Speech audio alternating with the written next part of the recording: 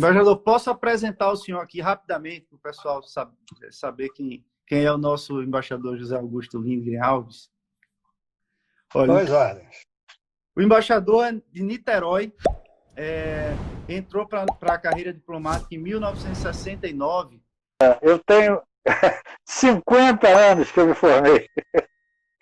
Foi em dezembro de 69. Comecei a trabalhar em 1970. São 50 anos. E eu não lembrava, embaixador, que o senhor tinha feito tantos postos assim. Claro que alguns aqui são, imagino que missões transitórias, né? Mas o senhor passou por Maputo, Tunis, Praga, Belgrado, Viena, Windhoek também. E o senhor abriu a embaixada em Windhoek, né? Isso. E Caracas também, o senhor passou por Caracas. Foi cônsul em São Francisco. Serviu, claro, na delegação da ONU em Genebra, não foi, embaixador? Isso o senhor era secretário, né?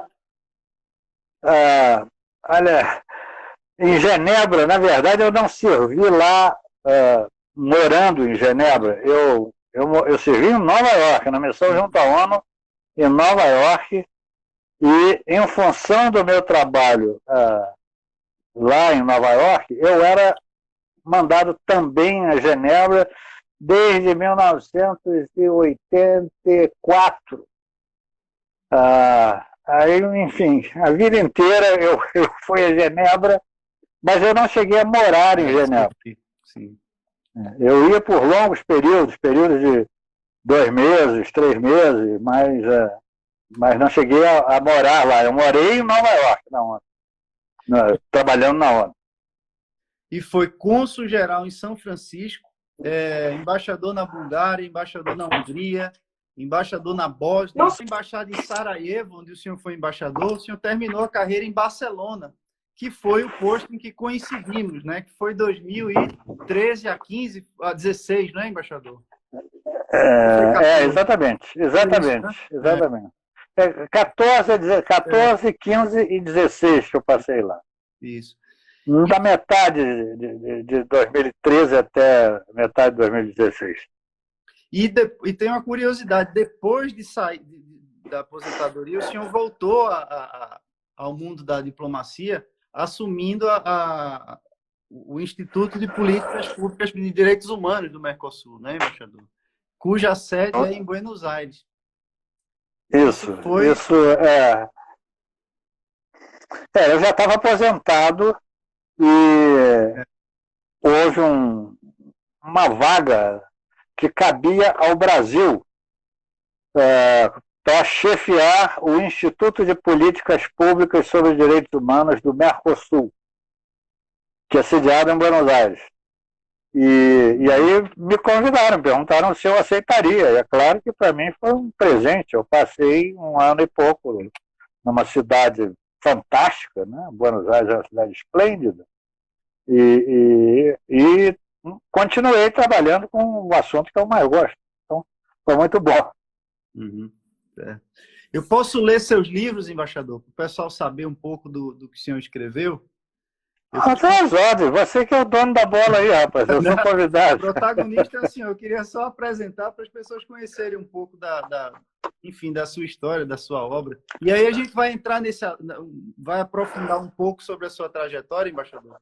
Sobretudo na década das conferências, né, sobre a qual o senhor escreveu. Turma, o embaixador escreveu Os Direitos Humanos como Tema Global, escreveu um livro A Década das Conferências, É Preciso Salvar os Direitos Humanos, escreveu também Os Direitos Humanos na Pós-Modernidade, Viagens no Multiculturalismo, o Comitê para a Eliminação da Discriminação Racial das Nações Unidas e seu funcionamento, também o Aliança de Civilizações, o Fórum do Rio de Janeiro, e os Novos Balcãs. Esse eu lembro que foi pela FUNAG, foi quando eu conheci o embaixador.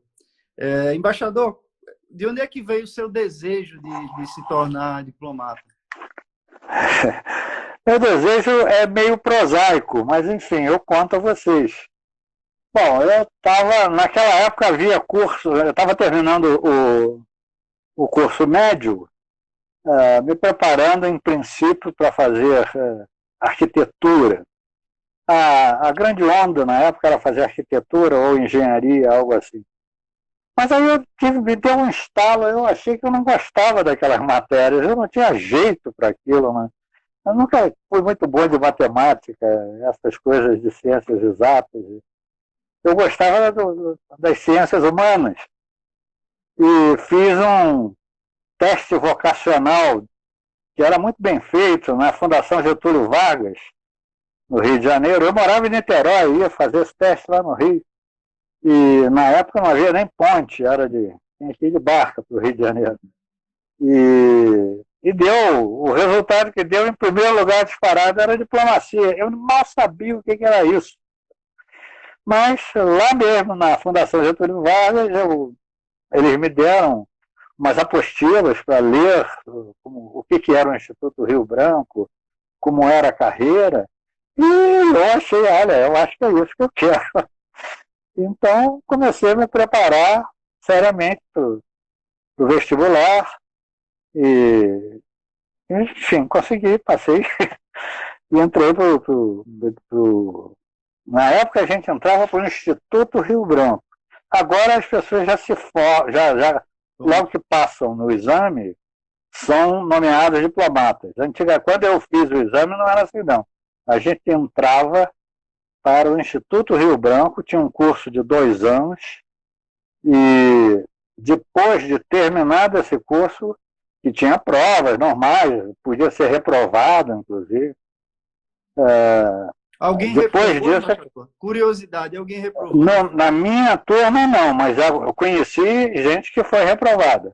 Quer dizer, reprovada no sentido de repetir o ano. Ah, entendi. Aí, na segunda vez, passava, porque já estava dentro do instituto. Mais difícil realmente era o vestibular. O vestibular, que eu saiba, ainda é um vestibular complicado. Tem muitas fases, tudo é eliminatório. E é bom. Agora é um grande estímulo intelectual que eu acho que vale a pena.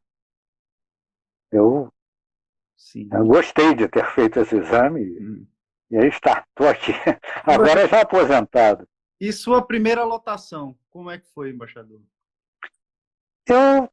Por sorte, eu não sei nem bem porquê. Quer dizer, tenho uma ideia.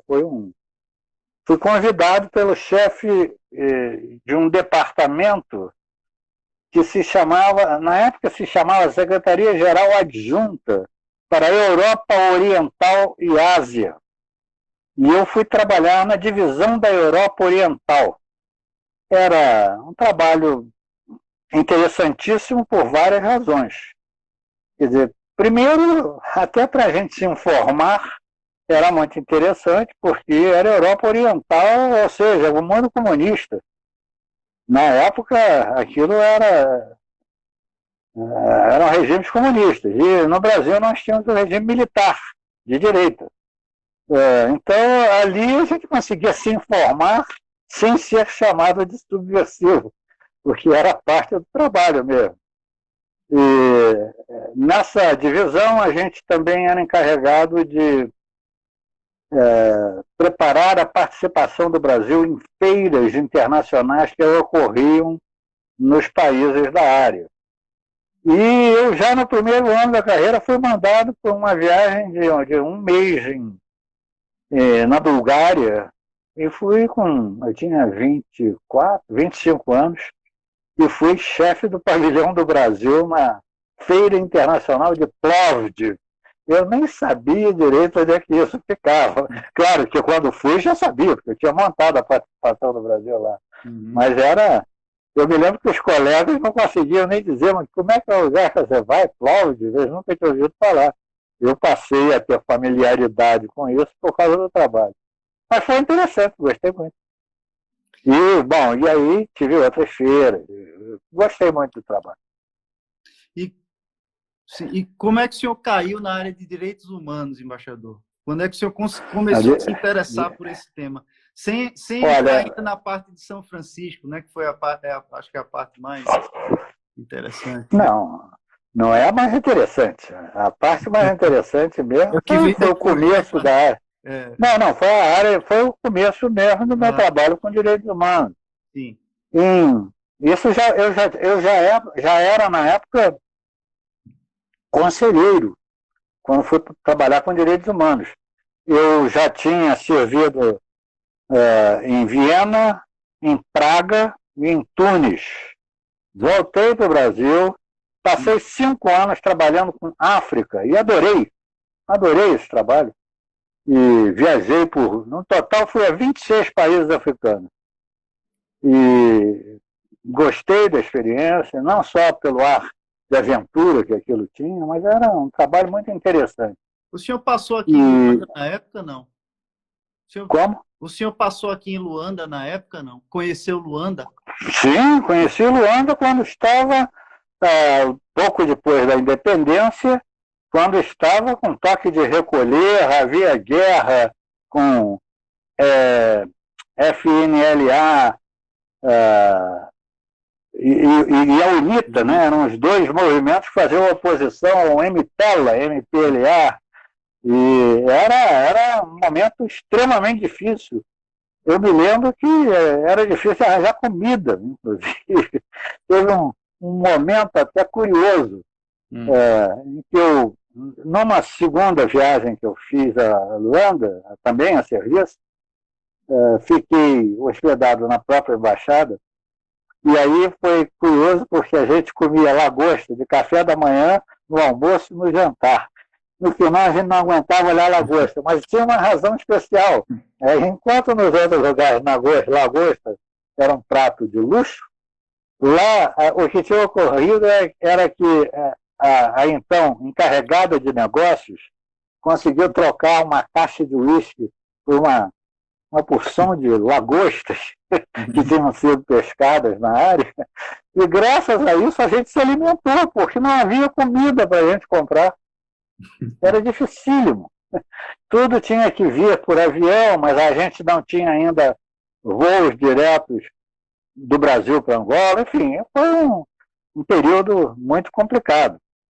Não para mim, que para mim eu passei poucos dias, mas para quem morava era um período difícil. A última vez que eu fui a Luanda, já foi bem depois, eu já era embaixador na Bulgária, fui a Luanda para fazer uma missão especial mandada pelo Itamaraty, e aí achei que já era uma mudança da água para o vinho. Havia bons restaurantes, havia um lugar muito bonito de frente para a Baía de Luanda, que diziam que era da filha do Djavan. Se chamava Espaço Bahia. Não sei se existe ainda agora. Isso era um lugar sofisticado, muito bonito. Sim. Mas enfim. Então, eu lhe interrompi perguntando de Luanda, o senhor estava contando, né, o seu envolvimento com direitos humanos. Então, depois de eu servir nesses 3 postos que foram Viena, Praga e Tunis, eu voltei para Brasília e fui trabalhar com a África. Aquele período era um período muito... A África era uma prioridade na política externa brasileira. E nós dávamos muita atenção àquilo. E, enfim, em função do trabalho, digamos, bom que eu fiz, eu consegui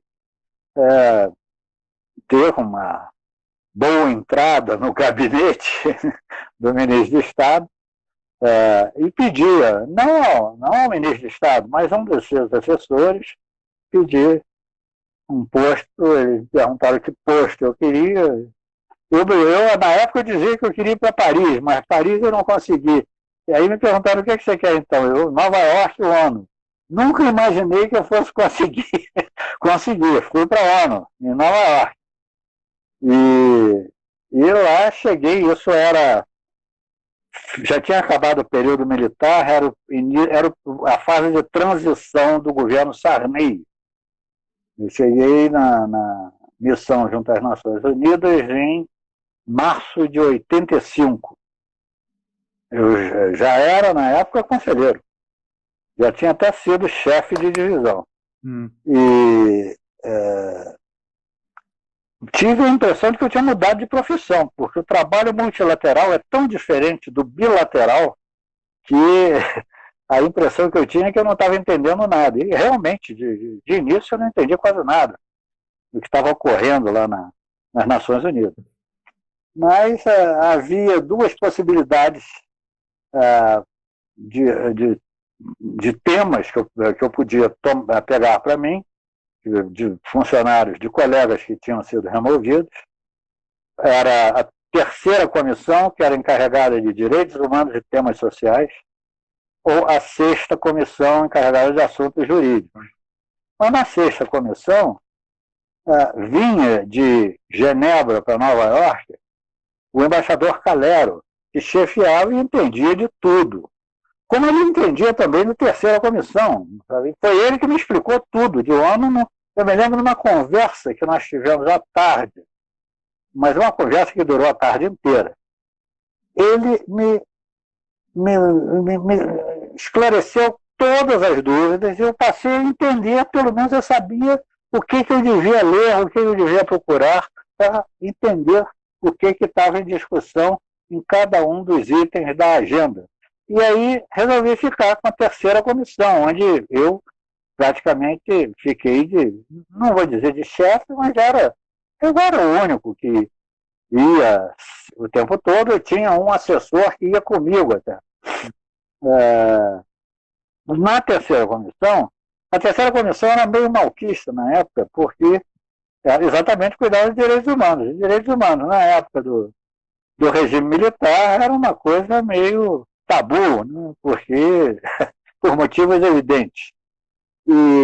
Mas eu fui para lá, gostei do trabalho, dei muita sorte porque eu assumi isso exatamente no momento em que o Brasil estava se liberalizando, se redemocratizando. Então eu não tive nenhum momento assim que eu tivesse que adotar posturas mentirosas ou algo contrário às minhas convicções.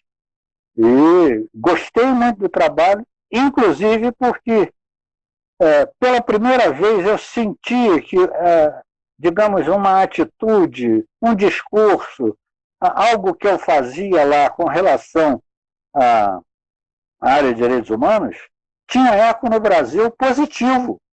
Às vezes o eco não era tão bom, né? O próprio Itamaraty hesitava, porque era uma mudança que estava ocorrendo muito grande.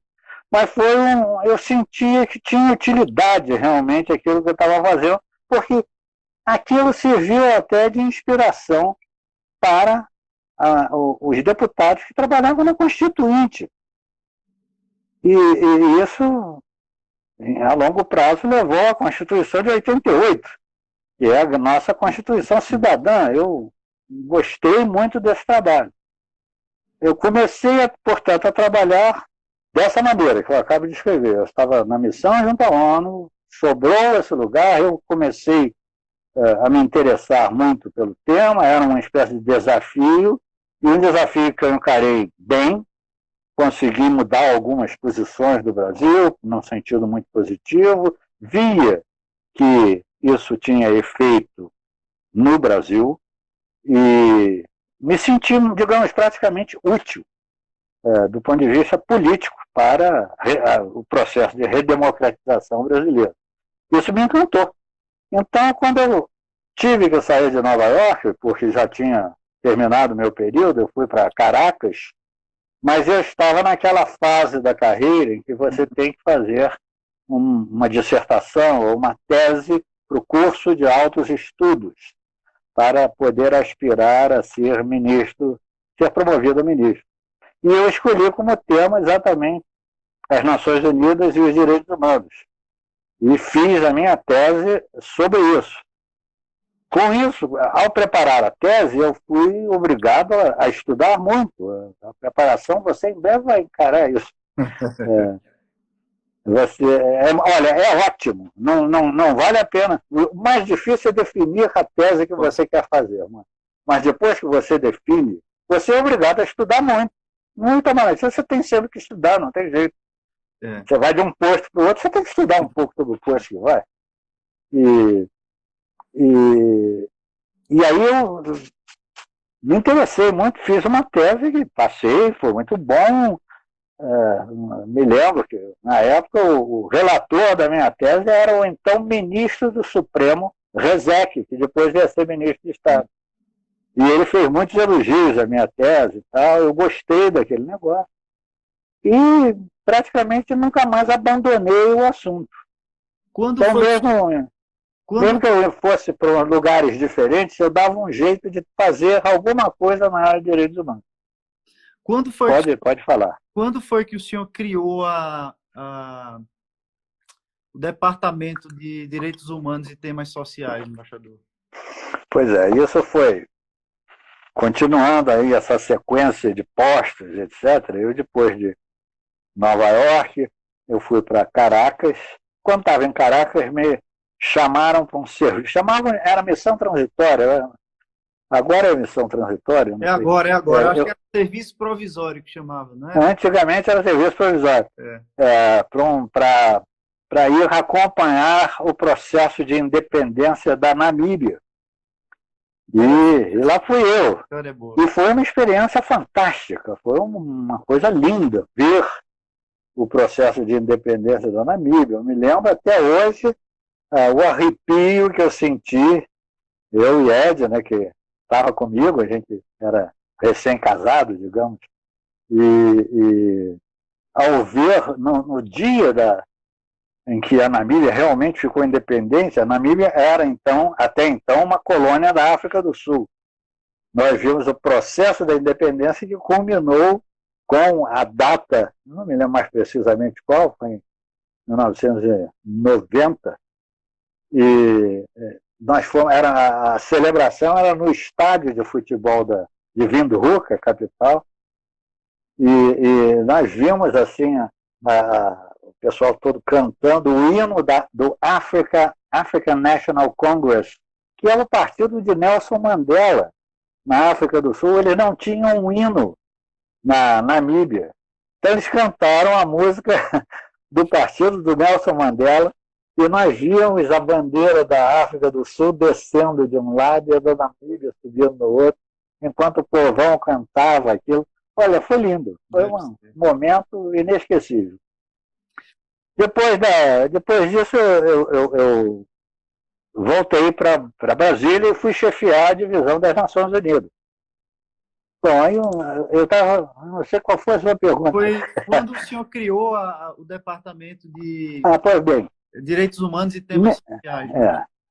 Como eu já mencionei muito por alto, lá, em função do meu trabalho na própria ONU, em Nova York, eu, cuidando de direitos humanos, tinha que ir anualmente a Genebra para a reunião da Comissão de Direitos Humanos da ONU, que fica em Genebra. A sede de Direitos Humanos da ONU fica em Genebra.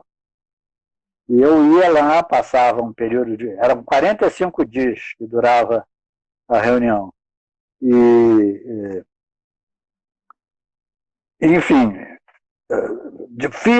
quando saí de Nova York, eu continuei, de alguma maneira, ligado a direitos humanos, porque eu fui para Caracas, mas estava fazendo a tese sobre da ONU e os direitos humanos. Eu fui para a Namíbia, então aí tinha algo de direitos humanos, mas não era o tema. Só que eu de lá fui convidado,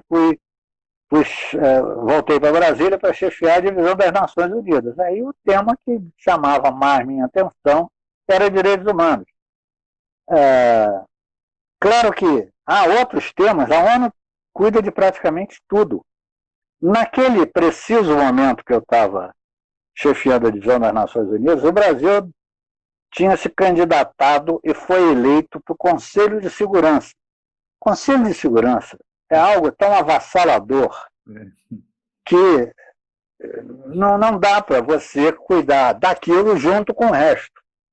Então, o chefe do departamento, que era o embaixador José Viegas, atualmente embaixador, na época era ministro, eu cheguei conselheiro, nós combinamos que ele cuidaria na área lá do próprio departamento do Conselho de Segurança, porque aí envolvia realmente decisões com a presidência da República o tempo todo, E eu ficava com todo o resto. Mas desse todo o resto, eu tinha já uma predileção pelos direitos humanos. Via que era um tema que, com o país redemocratizado, tendia a se tornar enormemente importante. E com isso eu fui tentando convencer as chefias da casa de que não dava para tratar de direitos humanos nas Nações Unidas, junto com todos os outros temas que tinha a própria administração da ONU, o direito internacional, enfim, conselho de tutela, descolonização, tudo isso passava pela divisão das Nações Unidas. Eu dizia, olha, eu estou fazendo o melhor que eu faço, mas pra você ter uma ideia, às vezes eu trabalhava, levava o material para casa e ficava até 4 horas da manhã lendo telegrama, de tanta coisa que tinha, porque quem trabalha com ONU recebe comunicações do mundo inteiro. Porque não é só de Nova York, não, é do mundo inteiro.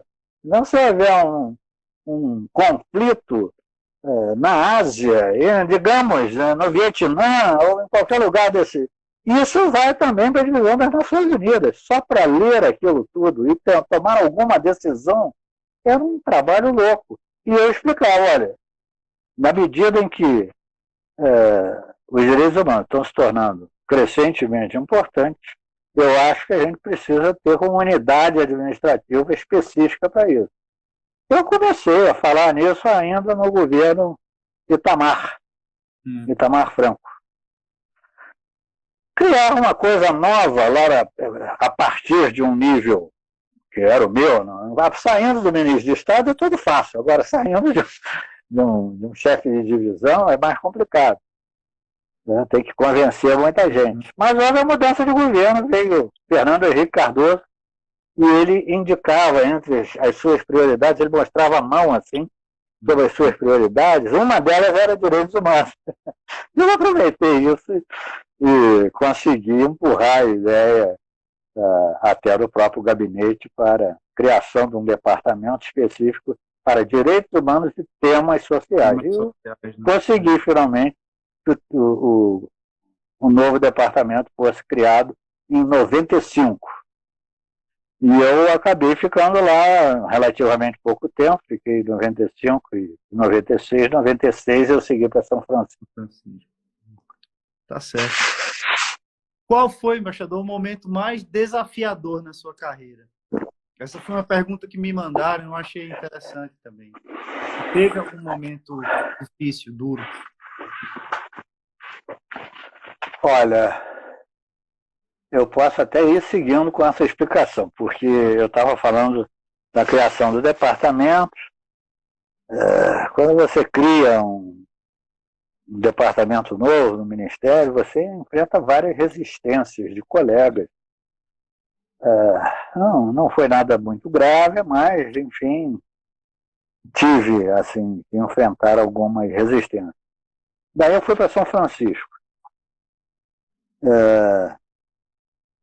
Em São Francisco, eu era cônsul geral. Mas, como cônsul geral, eu mantinha uma vinculação permanente com as universidades da área. Então, universidades importantíssimas. Você tem Berkeley, tem Stanford, e tem outras universidades, enfim, que eu mantinha contato o tempo todo muito para promover o Brasil. Mas alguns professores me conheciam de Genebra.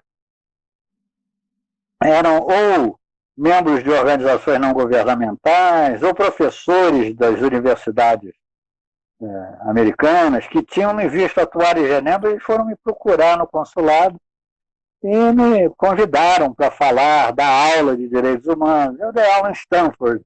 Eu falei isso. Olha, era assim, o tempo todo eu estava em contato com a área. Eu era, digamos, um dos principais apoios à United Nations Bay Area Association. Eles me levavam para falar e aí botavam olha, o grande especialista em direitos humanos, menino, na época era ministro José Augusto de Benhal, faziam até fundraising activities, em que eu era a atração, porque eu falava sobre a ONU, sobre os direitos humanos. Tá? Foi muito bom, foi uma experiência fantástica. E ali que eu fui promovido a embaixador.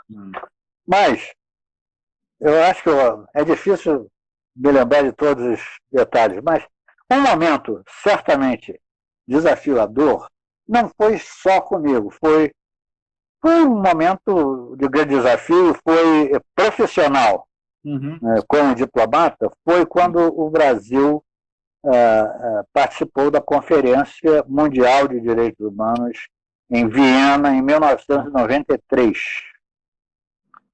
Ali, nós tínhamos uma imagem muito boa, porque o Brasil tinha a capacidade de diálogo com todos os países, nós nunca tivemos propriamente inimigos, mesmo os países que tinham regimes diferentes não tinham grande desconfiança com a gente falava, digamos, muito bem com todos eles gostavam do nosso trabalho, e o Brasil foi convidado para presidir o comitê mais importante da conferência, que era o comitê de redação, aonde era negociada a declaração e programa de ação de Viena sobre direitos humanos.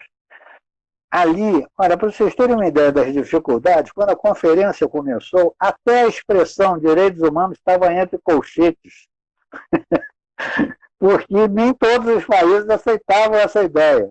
Pois bem, foram 10 dias intensíssimos de negociação, várias reuniões que terminavam às 4, 5 da manhã, e, olha, o chefe do comitê de redação não era eu, era o embaixador Gilberto Saboia. Mas teve um determinado momento, que até o segundo ou terceiro dia, ele não tinha conseguido que fosse aprovado qualquer dos parágrafos que estavam em discussão. E ele, então, resolveu criar uma coisa que não existia, que era uma força-tarefa, ele chamava de Task Force, que era sugerindo que era uma espécie de comitê informal para discutir, vamos dizer, metade do documento final, em que eu seria uma espécie de coordenador. E ali fui eu, teoricamente,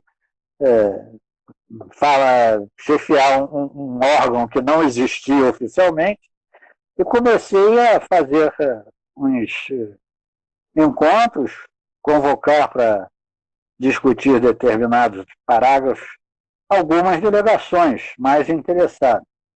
Olha, comecei com mais ou menos 10 delegados à minha volta. No final tinha mais de 200, tinha gente em pé.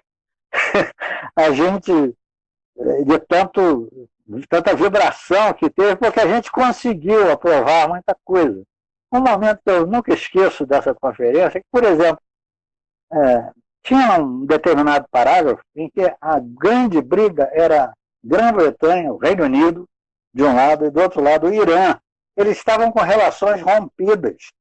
E eu consegui botar o delegado iraniano junto com o delegado britânico sentados juntos e redigam juntos um parágrafo para que a gente possa aprovar. Eles redigiram. Então, isso foi um momento digamos, de desafio, mas, por outro lado, um momento de grande satisfação, porque deu certo. Claro. Podia ter dado errado. Podia. Eu sei que eu posso dizer, sem estar exagerando, que se existe hoje um documento chamado Declaração de Viena e Programa de Ação sobre Direitos Humanos, que mudou o enfoque mundial sobre direitos humanos, esse documento se deve a delegados brasileiros. Não vou dizer que é a mim, nem só o embaixador Gilberto Saboia. A delegação tinha muita gente, a gente negociava, a gente conversava o tempo todo com as organizações não governamentais, nosso diálogo foi muito intenso. Mas, enfim, a delegação do Brasil foi vital na Conferência de Viena. Esse é um ponto que as pessoas no Brasil aparentemente não conhecem. É um ponto que passa despercebido. Como não Então, sabe. esse terá sido talvez o momento mais enlevante e também mais desafiador Tá que eu certo. tive na carreira. No seu livro, embaixador, A Década das Conferências, que é uma referência nessa área de direitos humanos para descrever esse período, que foi interessantíssimo justamente para essa construção do multilateralismo, dos debates acerca dos direitos humanos, né? Essa é uma pergunta um pouco mais didática, né? Se o senhor poderia explicar para os futuros diplomatas por que é que essa década foi tão importante e relatar um pouco a sua perspectiva de protagonista, né? A gente vai chegar um pouco lá nesse ponto, uma próxima pergunta que eu separei aqui. Mas é basicamente isso, embaixador. O senhor pode explicar um pouco por que é que essa década foi tão importante? O senhor já começou. Olha, essa foi a década em que, na prática, realmente houve o fim da Guerra Fria. Nós todos, da minha geração, sem nem falar a geração anterior a mim, nós vivíamos num mundo que era dividido no sentido leste-oeste. De um lado capitalismo, do outro lado comunismo. Isso era o chamado confronto bipolar entre Estados Unidos e União Soviética. Isso dominava o cenário internacional, a política internacional o tempo todo. Foi em novembro de 1989 que caiu o Muro de Berlim. Isso foi um dos eventos mais importantes do século, porque a queda do muro em si simbolizou o fim de uma era de confrontação gravíssima, onde se falava, havia corrida armamentista, nuclear, se tinha medo de que o mundo terminasse em função de uma guerra. Aliás, hoje não estamos muito diferentes disso, não. Mas era a chamado equilíbrio do terror, porque havia tantas armas nucleares que era o terror de um lado ameaçando o outro que mantinha a paz. Era um negócio terrível.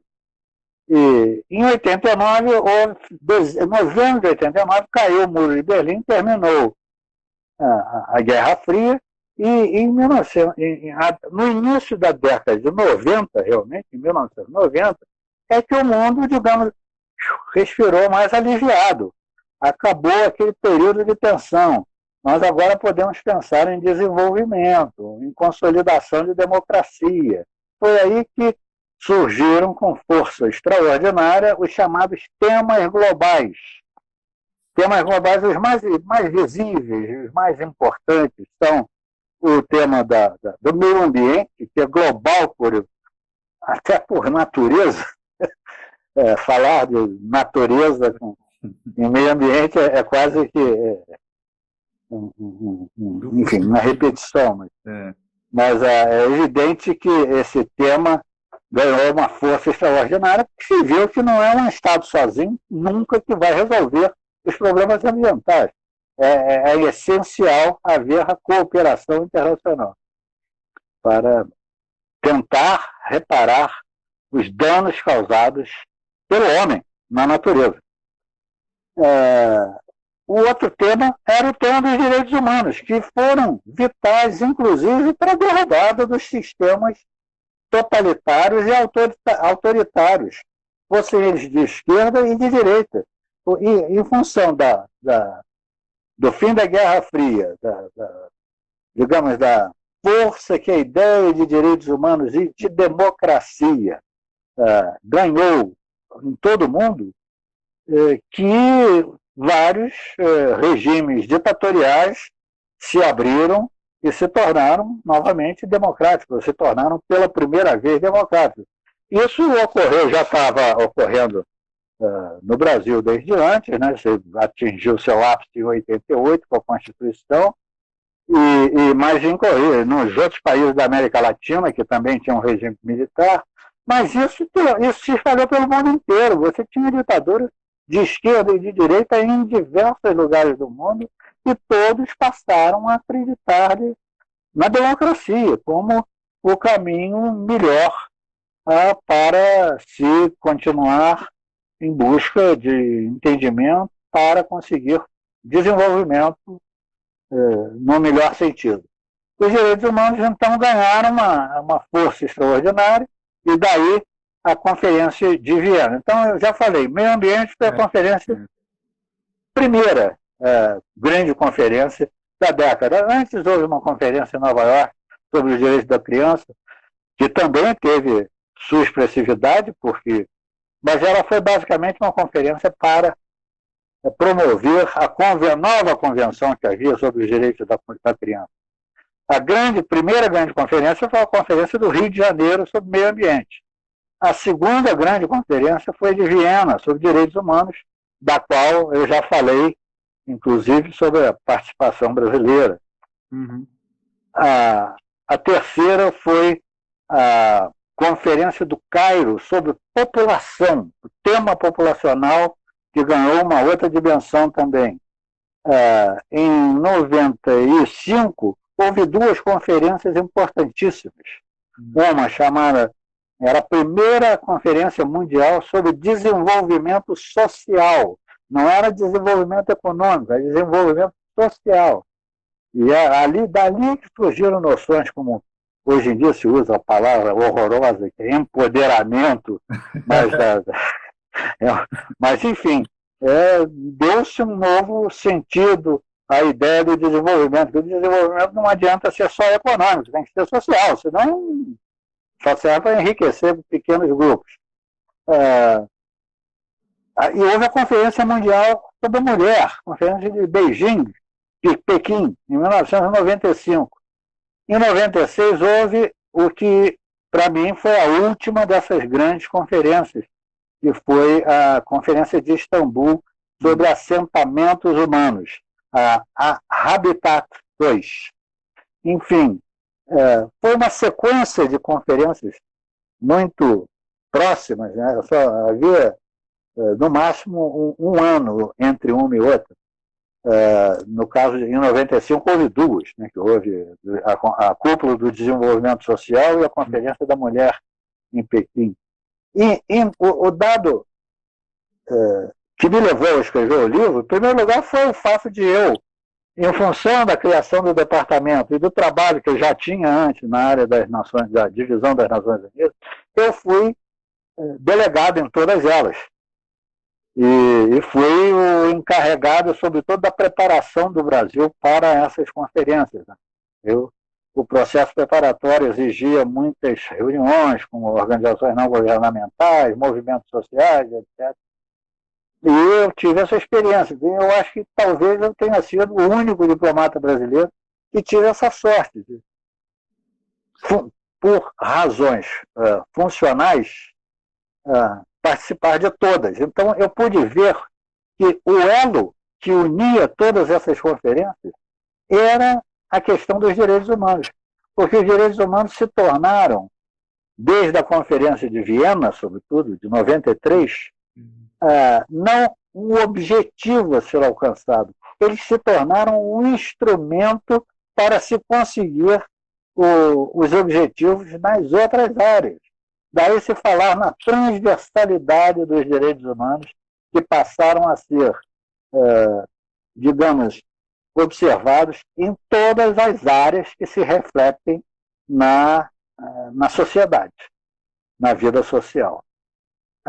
Eu, como tinha tido essa experiência, resolvi não jogar fora essa experiência e registrar num livro aquelas minhas lembranças, a experiência que eu tinha tido em todas elas. O livro deu certo, enfim, os colegas gostaram, porque foi muito utilizado até como manual de negociação, porque eu expliquei em cada conferência qual era o ponto mais complicado para ser aprovado e como é que a gente conseguia superar essas dificuldades. E o livro teve sucesso e teve agora uma segunda edição que foi também editada pela FUNAG e saiu em novembro de 2018. 2018, isso que é curioso, já foi depois da mudança de governo, depois da eleição do novo governo. Mas o livro está lá e se encontra, inclusive, no site da FUNAG, está lá o livro inteiro à disposição dos interessados. Chama-se A Década das Conferências. A ideia era que esses temas globais, nessas conferências, ajudariam a preparar o mundo para o novo milênio. Essa era a ideia. Infelizmente, a gente vê que não é exatamente o que está ocorrendo. Mas vamos lá. É melhor você fazer outra pergunta aí. Olha, seguindo a sequência, embaixador, o senhor foi, depois disso aí, designado cônsul-geral em São Francisco, né? E aparentemente um cargo que não tem muita relação com direitos humanos e, né, luta contra o racismo, nada disso. Só que o senhor não só acabou se envolvendo com a preparativa da Conferência de Durban, mas o senhor foi foi proponente da conferência, né, embaixador? Como é que foi sua ligação com essa Conferência de Durban de 2020? A minha ligação com Durban vem desde... A conferência ocorreu em 2001. Minha ligação com ela vem de 1994. Em 1994, eu, além de ser chefe da Divisão das Nações Unidas, no Itamaraty, aí eu pedi para ser indicado candidato para um órgão da ONU que era composto por peritos, onde a gente fala em nome próprio, não em nome do Brasil ou do seu país de origem. Apenas, claro, o governo tem que estar de acordo, porque é ele que apresenta o candidato. Eu fui eleito, isso ocorreu logo depois da Conferência de Viena. Claro, como eu já marquei aqui, a Conferência de Viena foi um ponto assim, muito importante na minha carreira, na minha vida. E lá fui eu para Genebra participar como perito dessa reunião, desse órgão, que se chamava Subcomissão de Prevenção da Discriminação e Proteção de Minorias. Esse órgão também se reunia em Genebra durante 45 dias e era um órgão considerado um órgão assessor da Comissão de Direitos Humanos, mas era um órgão que tinha bastante independência, autonomia, era capaz de fazer propostas para a própria comissão. Hoje em dia já não existe mais isso. Mas muitas iniciativas na área de direitos humanos surgiram primeiro dessa comissão. Eu sei que foi, por exemplo, a Convenção contra a Tortura foi iniciada na subcomissão. Eu ainda não era membro da subcomissão. Mas fui eleito e em 94 eu fui à primeira reunião como membro dessa subcomissão. Na subcomissão, eu já fui para lá pensando muito nesse quadro que estava se delineando internacionalmente, que do ponto de vista das Nações Unidas, a ONU já tinha tido uma conferência sobre as crianças, direitos das crianças, uma sobre meio ambiente, uma sobre direitos humanos. E assim, até a conferência de Istambul já estava planejada nessa época e aprovada no papel pela ONU. Bom, enfim, resumindo, na minha primeira reunião em Genebra, da Subcomissão de Prevenção da Discriminação e Proteção de Minorias, eu já tinha na cabeça essa ideia de que, olha, o mundo já teve reuniões sobre vários temas importantes para o próximo milênio. Mas um dos temas importantes, que não tem nada programado nesse sentido, é o tema do racismo. E, sobretudo, das novas formas de racismo. Porque as formas contemporâneas de racismo. Porque eu, na qualidade de chefe da divisão das Nações Unidas, era até obrigado a acompanhar coisas tenebrosas que estavam ocorrendo. Por exemplo, a Guerra da Bósnia, aquilo era um tipo de racismo que não tem nada a ver com cor de pele ou traços fenótipos, digamos, era o nacionalismo de pequenos grupos que se massacravam de uma maneira pavorosa. Havia também, digamos, o terrorismo dos imigrantes muçulmanos na França. Mas, por outro lado, esse terrorismo tinha a sua razão de ser. Eles estavam reagindo também de maus tratos que recebiam durante décadas na França, por serem imigrantes. Enfim, eram fenômenos que estavam se agravando com o fim da Guerra Fria. A Guerra Fria era algo tão avassalador que abafava os demais conflitos. Uhum. E quando acabou essa disputa bilateral entre leste e oeste, o que se viu foi que tudo que estava reprimido explodiu em guerras e ameaças terríveis. A Guerra da Bósnia foi a que eu mais acompanhei de perto, porque, na qualidade de chefe da divisão das Nações Unidas, com o Brasil sentado no Conselho de Segurança, eu era obrigado a acompanhar cada passo. Foi uma coisa tenebrosa, com iniciativas tão pavorosas quanto as do nazismo na época do Holocausto, com campos de concentração monstruosos, com torturas terríveis, com estupros coletivos o tempo todo. Era uma coisa pavorosa. Isso no seio da Europa. E as pessoas, quando essas coisas ocorriam em Ruanda, não, é lá na África, são selvagens, são primitivas. Não, aquilo estava ocorrendo na Europa. Então, no final das contas, o homem é o mesmo, o ser humano é a mesma coisa. Não existe selvagem civilizado. Na hora de expressar sua fúria, a agressividade é igual. É uma coisa terrível. E então eu propus.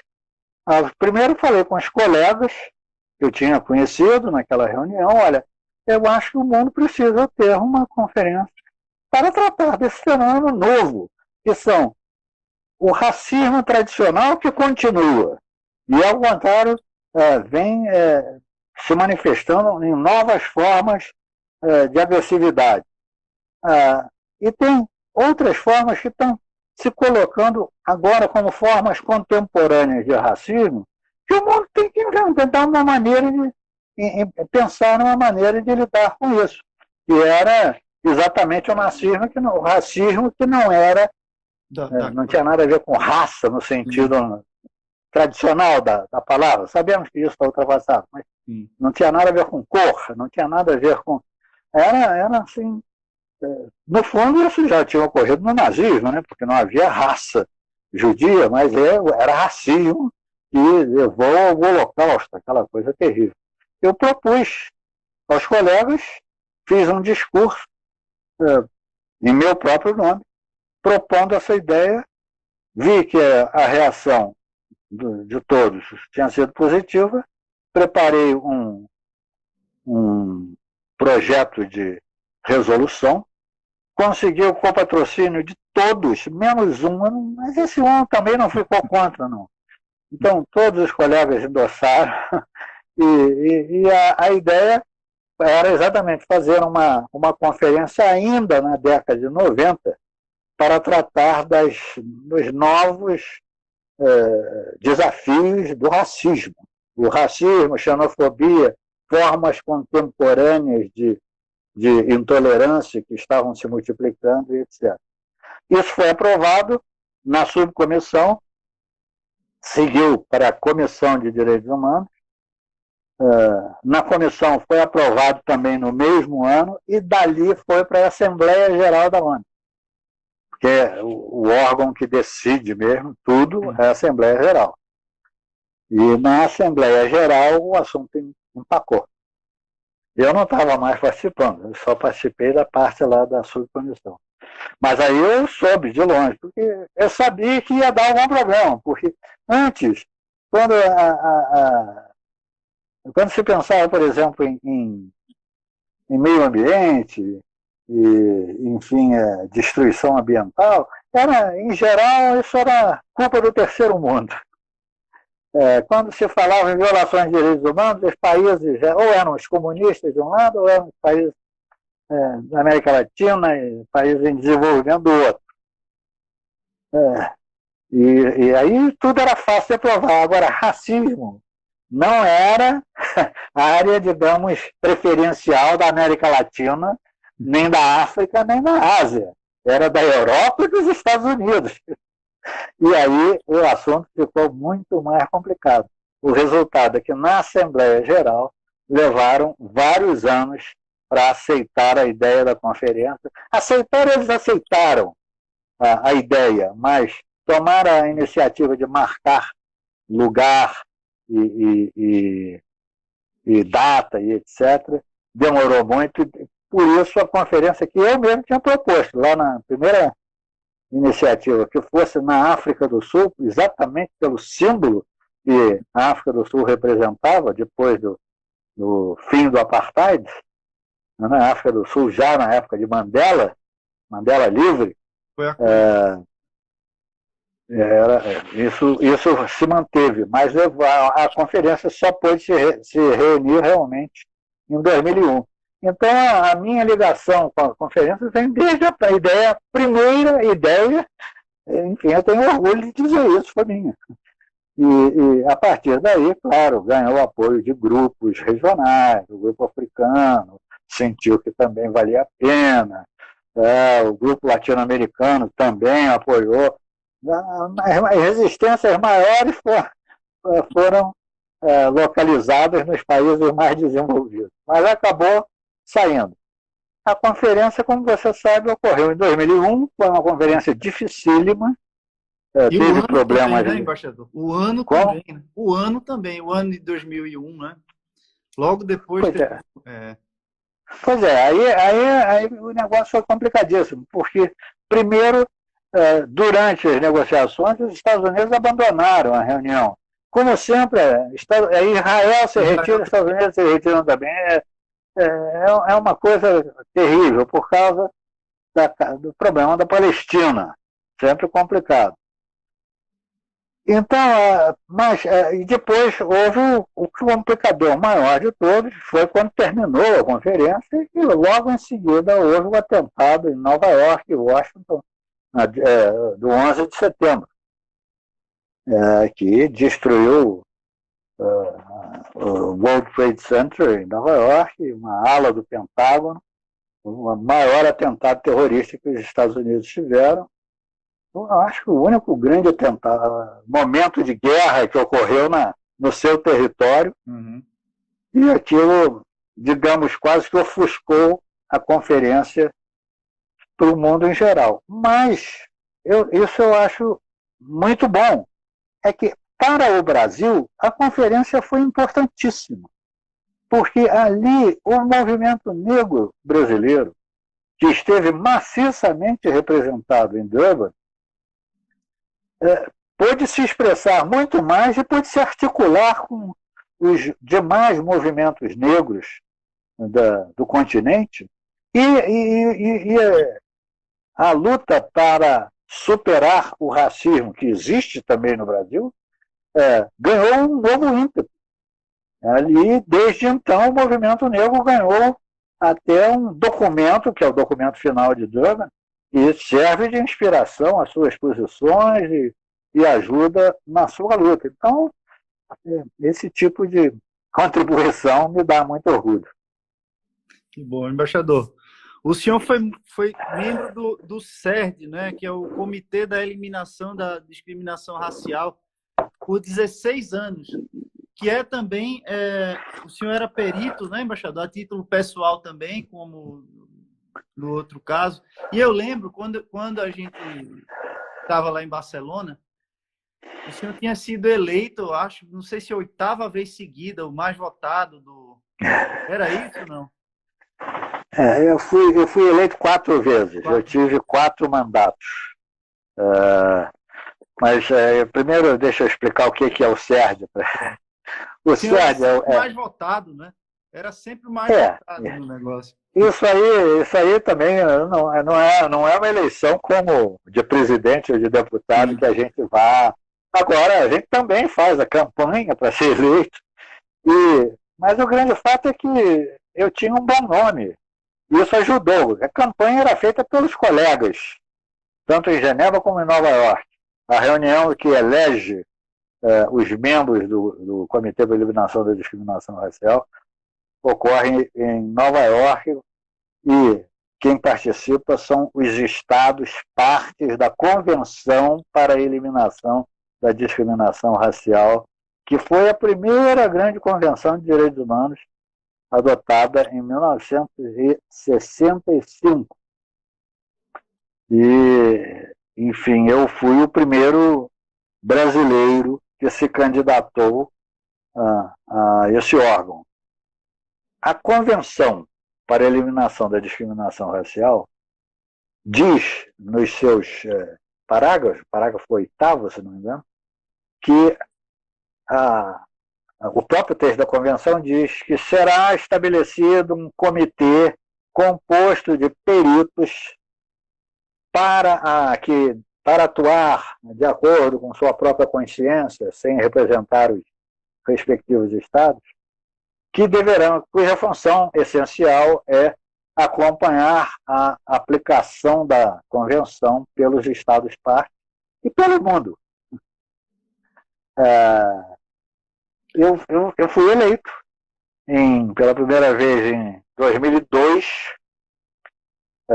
Você já viu, 2001 foi Durban. 2002 eu entrei para o Comitê para a Eliminação da Discriminação Racial. E ali a gente examina relatórios dos diversos países, faz propostas que, de acordo com a nossa opinião, devem melhorar a questão do racismo. Vários países adotam leis em função das nossas sugestões, etc. Eu gostei muito do trabalho durante muito tempo. No final eu já estava cansado e acho até que houve determinados momentos lá em que eu já estava realmente cansado da batalha que eu estava tendo lá, achava que não queria mais reapresentar uma quinta vez minha candidatura. 16 anos é muito tempo. Durante muito tempo tinha 3 reuniões por ano, cada reunião durava um mês. Então eu passava 3 meses, mas não 3 meses seguidos, 3 meses alternados em Genebra, largando todo o meu trabalho, largando a minha família, largando a minha vida para tratar do tema.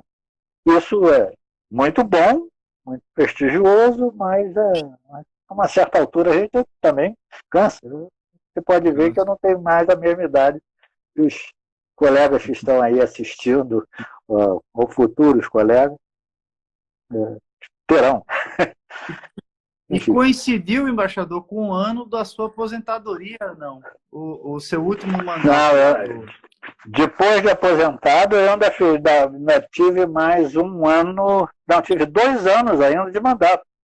Eu me aposentei em junho de 2016, mas eu volto a dizer, a eleição, os colegas ajudam, mas a gente trabalha a título individual. Então, o fato de eu estar na ativa ou estar aposentado, para essa função, dá no mesmo. Eu podia não ser diplomata, podia ser qualquer outra coisa. E são 18 pessoas que são eleitas pelos estados partes da convenção. Eu tive 2 anos mais depois de aposentado. Eu fiquei...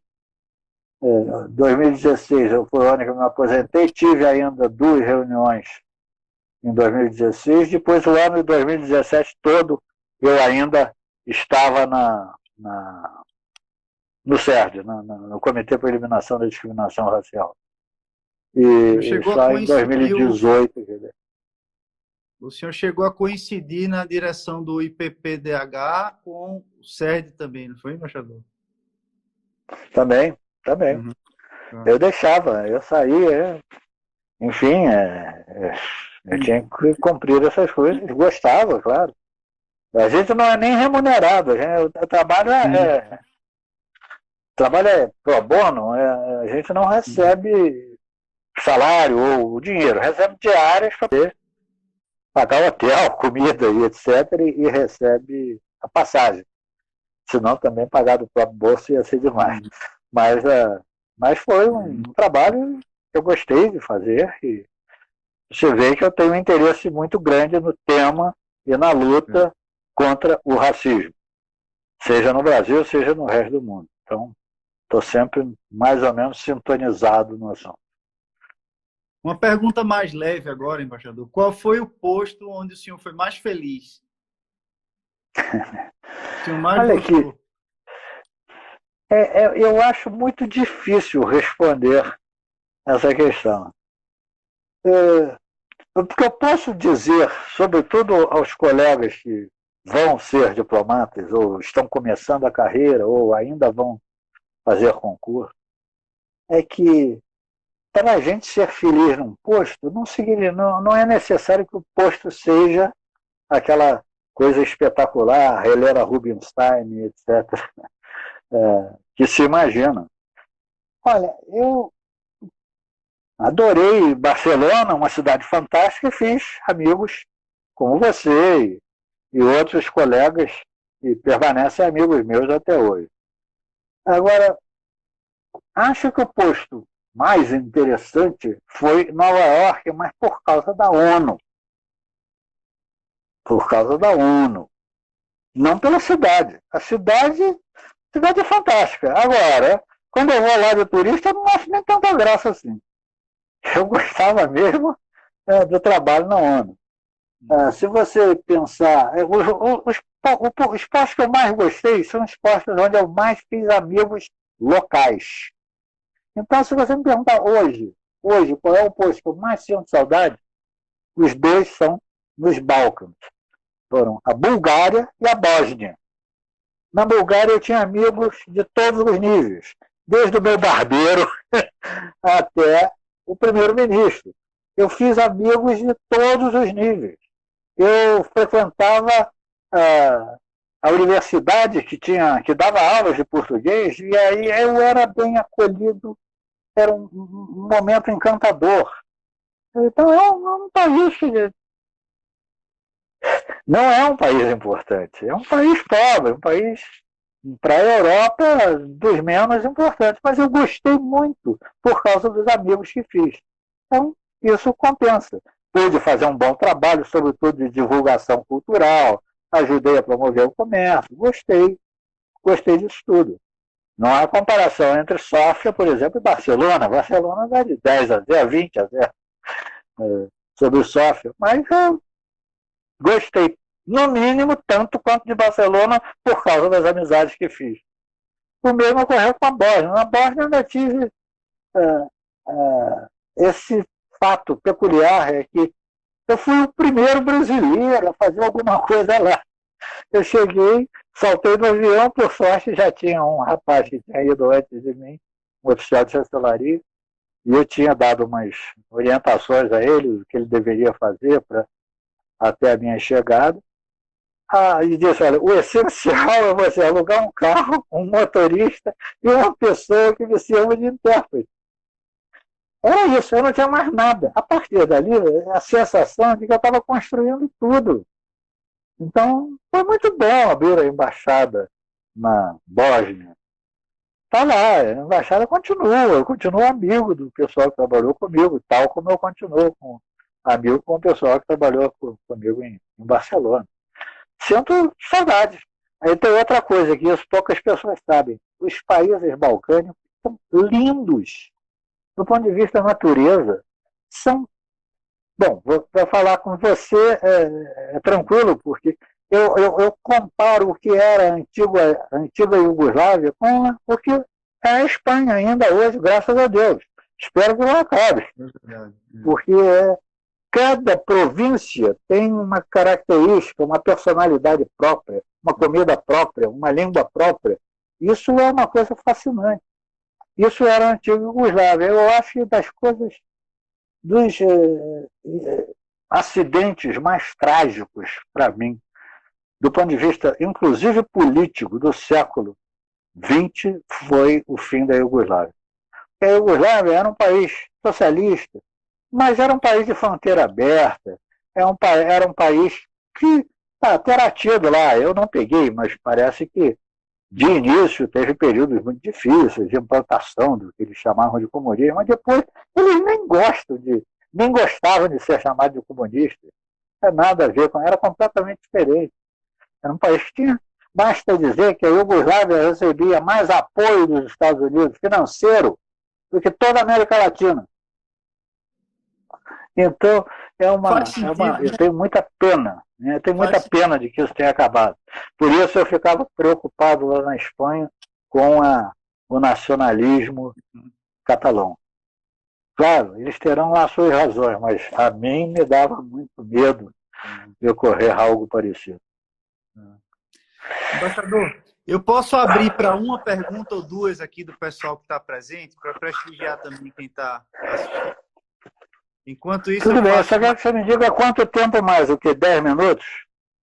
No máximo, também para não ocupar. Tá bom, não, é só para me orientar. Pode fazer a pergunta. Tá, eu vou abrir aqui para quem quiser fazer alguma pergunta. E eu vou fazer uma, embaixador. O senhor acha que o sistema internacional hoje, né, de proteção dos direitos humanos, ele está num caminho bom ou ruim, positivo ou negativo? Desculpa, o que você perguntou? O caminho brasileiro ou o caminho internacional? Não, no mundo. A proteção internacional dos direitos humanos, como ela tá indo num bom caminho ou está pior do que estava antes? Não. O momento que o mundo está vivendo é terrível. É um momento terrível. Abstraindo o problema da pandemia, que está aqui em volta da gente, e que pode nos matar a qualquer momento, a situação dos direitos humanos no mundo é terrível, porque você tem em todos os países um movimento de regressão total, antidemocrática. Isso é uma ameaça total, porque os direitos humanos sem democracia não existem. O resto pode existir como da boca para fora, mas não, realmente você não tem como proteger os direitos humanos num regime totalitário. Isso é impossível. E você pode se adaptar um pouquinho, todos os países também autoritários fazem parte da ONU e do atual Conselho de Direitos Humanos, e as pessoas trabalham, mas a verdade é que mais importante do que o que pensa a comunidade internacional é a situação interna de cada país. E aí, realmente, esse movimento destrógeno, né, para a direita em todos os lados, não é sequer de uma direita moderada, é uma de extrema direita, que propõe as coisas mais reacionárias, mais retrógradas em matéria de direitos. Brasil, hoje em dia, eu só posso dizer aos colegas que vão fazer exame, entrem e lutem contra. Não, claro, ninguém vai sair dando murro em ponta de faca. Agora, pensar que isso que a gente está fazendo é algo positivo, não vou endossar. Na área de direitos humanos faz tudo muito mal. Tem uma pergunta, embaixador, que a Bruna fez aqui.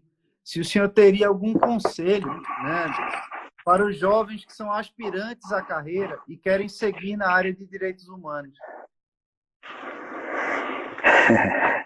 Olha aqui, quem entra na carreira, depois, no próprio Instituto Rio Branco e nos primeiros anos, já se vê que não tem muita coisa interessante no Itamaraty. E poucos podem ser alocados a essa área de direitos humanos. Existe ainda o departamento que eu criei, não existe mais tal como eu o havia criado, mas existe ainda a divisão de direitos humanos e tem uma outra divisão lateral que no meu tempo, quando eu criei, era a divisão de temas sociais. Hoje eu não sei, eu acho que é outra coisa. Já mudaram, mudaram.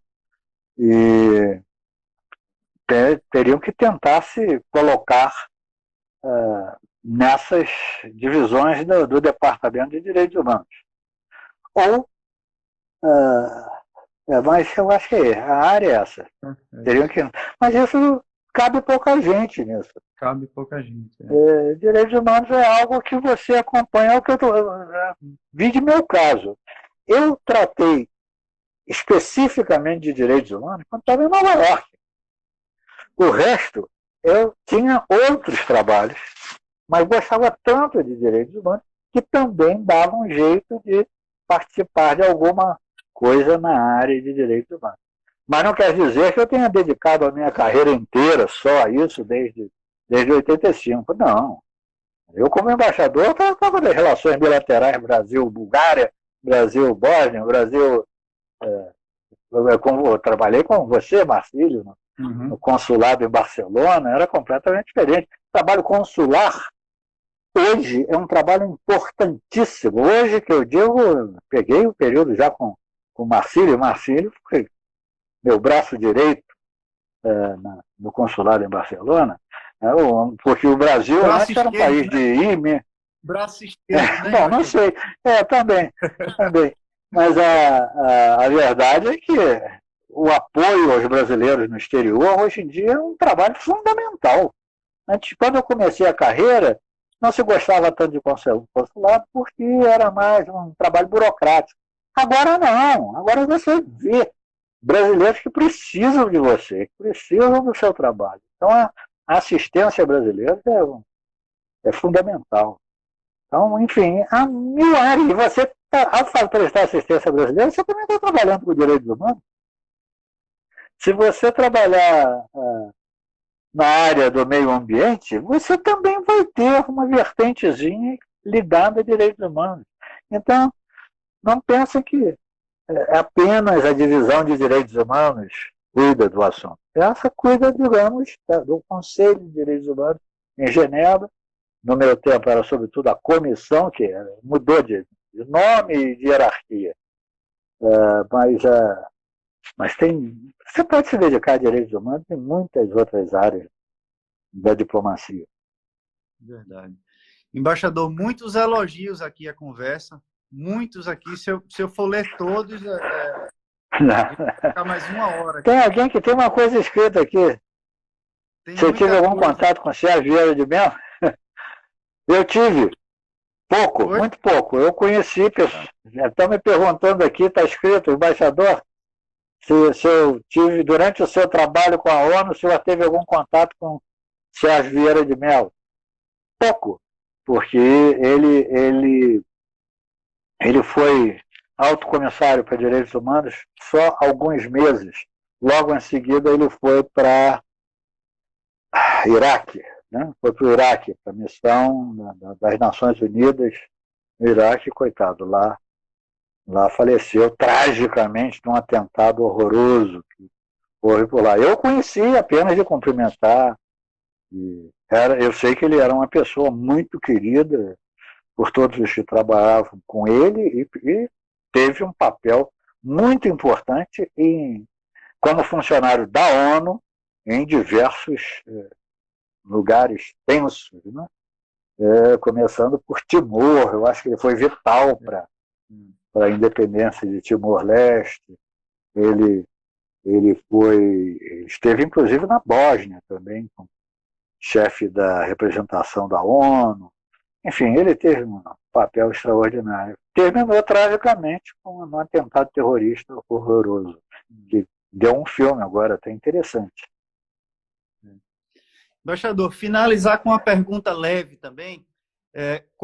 Da Daniele aqui, qual país tem a melhor comida? Portugal? Disparado. A melhor comida do mundo é portuguesa. Por isso que o Brasil tem comida boa. Feijoada, lá a gente diz que é prato brasileiro até certo ponto. Porque lá tem a feijoada transmontana, tem a feijoada lintejana, tem a feijoada de frutas do mar. Enfim, é uma delícia. A comida portuguesa é a melhor do mundo. Não tem nada. Bom, em segundo lugar vem a espanhola. É verdade. Estou brincando, estou brincando. Olha, comidas maravilhosas. Na Europa você tem. Isso eu digo com seriedade. Portugal, Espanha, França, Itália, se não for em área de turista. É boa. Se você for só lugar turístico, é péssima. Você come melhor comida italiana no Brasil do que na Itália. Bom, e por aí vai. Tá certo. Embaixador, obrigado pelo papo. Tenho certeza que todo mundo adorou e foi bom conhecer também sua trajetória, como o senhor enxerga os direitos humanos, e essa explicação sobre a década das conferências foi muito didática. Ela dá uma linha de narrativa, né, para o pessoal, inclusive, que vai se preparar para a prova desse ano. Agradecer muito sua participação, embaixador. Fico muito feliz em revê-lo agora também, além de todos os encontros que a gente tem tido, né, depois da minha saída de Barcelona, o senhor continuou lá. E agora, pela primeira vez, uma conversa assim na internet. Fiquei muito feliz de poder proporcionar isso aos alunos que estão se preparando para o concurso, né? Nossos futuros representantes. Então, obrigado, embaixador. Olha, você quer deixar algum recado?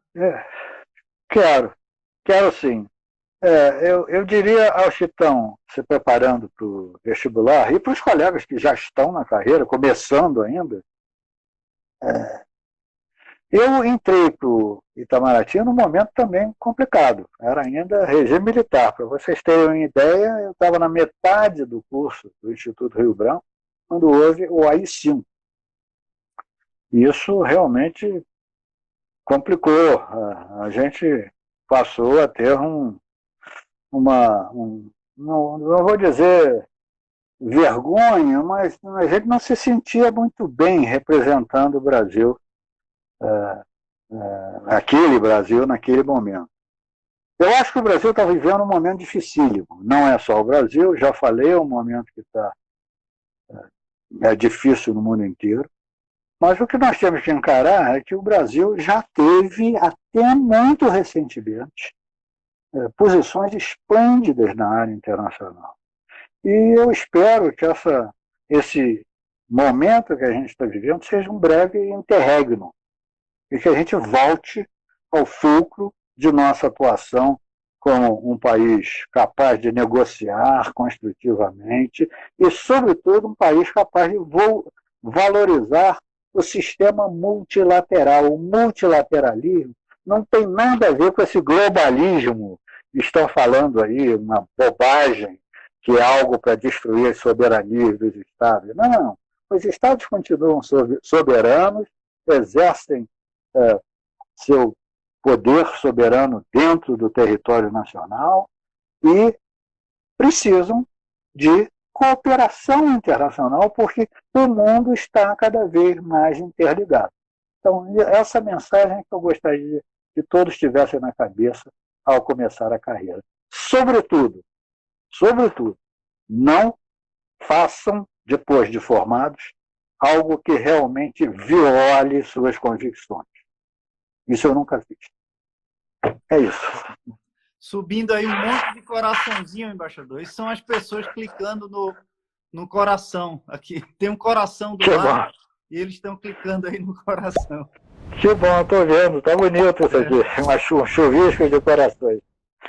Muito prazer em falar com vocês e com você, Marcelo, em particular. Estamos aqui, continuamos em contato. Tá. Obrigado. A gente vai falar. Obrigado. Lembranças à família, embaixador. Tá, obrigado. A sua também. Tchau, pessoal.